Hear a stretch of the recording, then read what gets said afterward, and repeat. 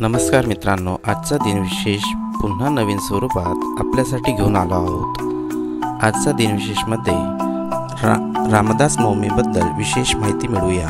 आज 5 मार्च रोजी श्री रामदास नवमी हा दिवस सर्वत्र दास नवमी म्हणून साजरा केला जातो। माघ वद्य नवमीला रामदास स्वामी समाधीस्थ झाले, म्हणून ह्या तिथीला रामदास नवमी असे संबोधले जाते। त्यांचा जन्म मराठवाड्यातील जांब या गावी झाला। त्यांच्या वडिलांचे नाव सूर्याजी पंत तर आईचे नाव रानूबाई असे होते। रामदासांचे मूळ नाव नारायण, आडनाव ढोसर व घराणे कुलकर्णी।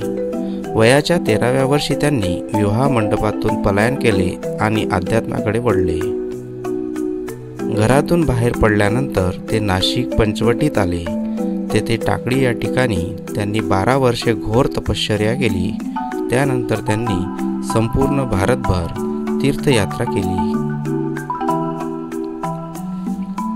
12 वर्षांची तीर्थयात्रा संपवून समर्थ रामदास स्वामी महाराष्ट्रात कृष्णा तीरी येऊन दाखल झाले। कृष्णेच्या परिसरात त्यांनी 11 मारुतीची स्थापना केली।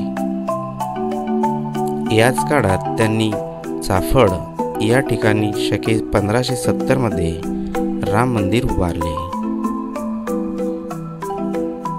परमार्थ, अध्यात्म, श्रीराम व श्री हनुमान, भक्ती आणि संपूर्ण समाजाचा नेटका प्रपंच या सर्वच बाबतीत स्वतः अत्युच्च स्थान गाठून समाजाला मार्गदर्शन करणाऱ्या, आजही मार्गदर्शक ठरणाऱ्या समर्थांनी माघ वद्य नवमी शके 1603 सन 1681 मध्ये सज्जनगडावर त्यांनी देह ठेवला। मित्रांनो, आजचा दिनविशेष कसा वाटला त्याबद्दल कॉमेंट्सद्वारा नक्की कळवा।